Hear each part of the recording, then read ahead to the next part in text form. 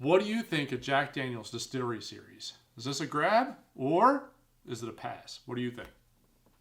Find out in the episode. Welcome back to Exploring Whiskey. All right, so today we're going to do a special Jack Daniel. This is the Jack Daniel's Distillery Series number 8 Toasted Maple Barrel Rye. That's a whole lot of words for the Distillery Series. We just did a Distillery Series for Jim Beam, the Toasted Brown Rice. Jack Daniel's been doing this as well. They've been doing some different like little tests and things like that. Yeah. A lot of times it's with their own like regular Tennessee whiskey. This one's with their rye. And their rye's been doing some really cool things lately. Yes, and I'm super interested to see what taking that rye and then doing the toasted maple barrel in that rye. And maybe this will be their next. A lot of times their special releases come from these distillery. Right. They mess series. around with them and see which one works. Yeah. So, all right. Toasty, toasty. Toasty. So 2 different toasted barrels, right? Is that what's going on here? We've got... I don't know the answer to that. Let's see. Each barrel allows oak and maple staves. So is it different staves, or are they putting maple staves in an oak barrel? Oh, okay. Yeah. I don't know the answer to that. What wizardry are you doing, Jack? Exactly. What magical crap are you doing? It seems like it's probably staves. Maybe 1 toasted barrel, then maybe some staves. I don't know. Well, who knows? Who knows? I don't know the answer to that. Don't know the answer to that, but I'm super excited. One, I'm not even sure I've ever had Jack Daniel's rye. But toasted maple barrel sounds delicious. I was gonna say, I think this might be... No, I tasted the special barrel. I tried the double barrel special release that came out, I guess it was 3 or 4 years ago. Okay. Yeah. That's I don't think I've ever had incredible. that. Yeah. That's sweet. Yeah. I got a little bit of burn. It's not that this is only 100 proof, I 101. think, as well. 101? 101 Okay. proof. Yep. Got a little bit of ethanol in there. It does, but it's not like crazy herbal or like peppery, spicy, none of that. Mm-mm. I get dark fruits. Dark fruits. Real dark. Okay. Like, I get more along the honestly, I get a little bit more along the like herbal honey line. okay. It's kind of the things that I'm getting right now. These raisiny, tobacco-y. I could see raisin. As soon as you said it, I was like, yeah, sure. Not bad nose, though. No, really not a bad nose. Some viscosity going on. The glasses. Yeah, that oil comes down pretty. That's thick legs coming too. Yeah, that's not too bad. Yeah, that's going. Yeah, that's nice. Whoa. Ooh. There's a whole big thing coming at the end. It's like clovey. Oh, wow. The beginning is like, oh, really nice. And then there's like a big wave of herbalness. But the finish, again, it keeps changing on me. Cigar. Yes. Strong cigar note. Tobacco notes, but it started off as Yes. like toasted marshmallows, and it went from like this creamy marshmallow note to like a tobacco note. Wow. That's crazy. That is what I taste like a really good sweet cigar right now. Not lit, like not the smoke, like just like the tobacco leaf. Yes. Real nice tobacco leaf note to that. That is Wow. funky. Mm-hmm. Funky. All right, so we said it's 101 proof. In their press release, they said most of the whiskey in this is 4 to 5 years old. Okay. And their mash bill, they do release that, is 70% rye and 18% corn, 12% malted barley. Okay. So it's it's not 95.5, but it's not. Rye. Yeah, but it's not 51% rye. Right, Like it's not just getting there. cracking it. So interesting, kind of like splitting the road on that one. They released these as 375s, and they're $40 to $50 in that ballpark. Yeah, is usually where they're around at. $48 is what I spent. Yeah, $40 to $50 is what you'll catch that for. And look behind the counter. These guys are hiding behind the counter next to Yeah, their because of regular the size pint and the shape, like they fit in a back pocket really well. So they're probably not going to be sitting on a regular shelf. No. They're going to be behind their cash register. So take a look there. The bourbon, I guess I don't know what number it is, but this most recent one is the one we tried. Oh, finished in a tequila cask? Yeah, that one? And Añejo cask. Añejo. That's what good. it was. Yeah, Yeah, that was tequila. really good. It was really solid. Yep. I'm not a tequila person. That was really good. And honestly, I would have grabbed it if it was...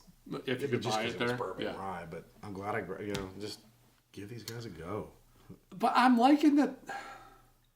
I mean, for the longest time, Jack Daniels was Jack Daniels. And that's all it was. And then, there's Gentleman Jack. And that's it. But the fact that they're doing, all right, they released the bonded and the triple mash and the single malt, I think is in like bulk release like right now. Yeah. They're actually doing a big bulk release of their single malt versions. And then they do these little experiments that they're solid. Yeah. Really solid. Give it Apparently before they finished their rye mash bill, they came out with a couple Testers. Testers of rye, and people lost it. That's where they developed that twice barreled special release from a couple years ago. Okay. But no, great, good stuff. And not rushing your rye mash bill when ryes were so popular. Yeah. People were just rushing. Everybody was doing their 3-year ryes, just bang them out. No, take your time. My personal opinion is rye is not good until like 6 years.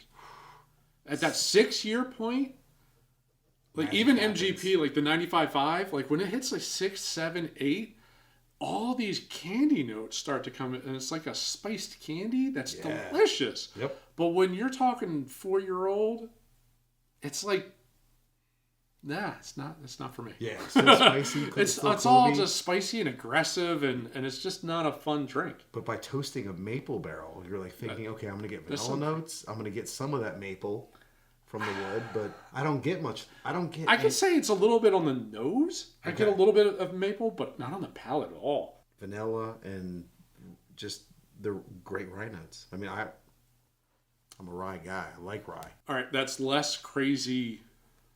It's not as quite a big of a wave the second sip. But it's still there. Like, it's really, really sweet up front, and then it gets herbally, and then it gets maybe a little mint, and then a tobacco note. Okay. I'm even getting a little bit of, maybe a little pepper note going on, too. But the first punch of rye is all clove to me. And then it just rounds out, as you said, it changes. It's a change, big change. Mid-palate changes, front palate. Yeah. That's a whiskey you want to just sit there, sip on, and kind of experience. Yeah. Which... all of my favorite, a lot... If you have a whiskey that just has that profile that you love, great.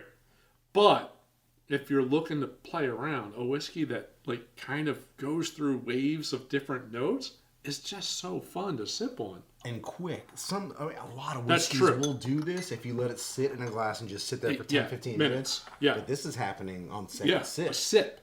During the sip, it's totally transitioning from 3, 4 different notes. What do you think about this? Is going to be more rye notes are going to come out? No, sweetness. Yeah, I was going to say, it's like... more of that raisin note. More of that... You get raisin note. I get like sweet bread. Okay. Like honey cracker something going on. It's like a shortbread cookie maybe, but... Yeah, not like Irish type shortbread like cookie. Gingerbread. No, it's a little bready and it's a little. It's a sweet Swedish. Bread. Yeah, it's very sweet. Not Swedish. Not Swedish. Like Swedish meatballs. Not so much. Sweet like? I don't know what word I'm supposed to use there. I'm like staring at some of the words. I don't get butterscotch much. Ooh. I don't know about butterscotch or pralines. I get the nutty. Pralines that's almost like toffee-ish sometimes. Like, no, I'm not there on those sweet notes. Yeah, it's very no. Ooh, that's so herbaceous. Like, that's super herbally now. Very, it now with the water went totally herbal, a little bit of spice. There's the pepper note. That pepper note that you called earlier is kind of there. That's all in the finish to me now. And it's not the tobacco's gone. Yeah. That tobacco note's gone. Some of the fruit notes are gone. Yeah, I kind of like that without the water. Yeah. I don't think the water did that a good thing. I'm Drinking a garden here. There's a lot going on. But definitely. You could say that. Like, you could say that with water. This is going to be weird. Like a green pepper note? Yes! Like, when you said garden, I was like, oh, yeah, I kind of get green peppers. Every time I make a cocktail with that Luxardo maraschino liqueur, it comes through as green bell peppers. You taste bell pepper. Okay, yeah. Green bell peppers. That's kind of what's starting to come through on that. I feel good about my face and my mouth when I hear someone say something with no power of suggestion and it comes through. Yeah, I'm a little there. I feel like I'm okay. Validated? I feel validated. I'm going to make it. Yeah, definitely. Yeah, no water in this one. No water. Yeah. Without the water, it was a big, crazy roller coaster ride of tobaccos and sweetness and herbal notes. With water, it just kind of got weird. Yeah, all the good things went away. Yeah, it just got weird. That vanilla, that strong, the evolving vanilla, like the play between the rye and the toast, and the tobacco, like a Swisher Sweet vanilla type thing going on. Yeah. That was all there. It's not there anymore. Yeah, it's not there anymore. Don't do water. Unfortunately, so no water. No Straight. Ice, no water. I can say I don't think ice would do this any good either. No. So it would mute it. I think this is a straight sampler. Yeah. And at 101, it doesn't burn. It's not like aggressive or like there's nothing harsh about it. So I think neat is the way to roll with this guy. Yep. Really good experiment though. Yeah. So fun that they're doing these kind of things. And Jack, keep doing what I'd love them to do is to do like a little sampler pack. Man, like a 4-pack, like 1 through 4, and here's 5 through 8. Here's the rye series. Here's the finished bourbon series. Here's the rye series. Here's the Tennessee series. That would be awesome. We got to make a trip down there. We really should. It's not that far. Yeah. Not that far. We really should. Anyway, go behind the counter, grab this, check it out. Especially if you're a rye fan. If you're a rye fan, go for it. If you're a Jack Daniel's fan, go for it. If you're looking for something that's just a big roller coaster ride of flavors, go for it. Totally recommend this.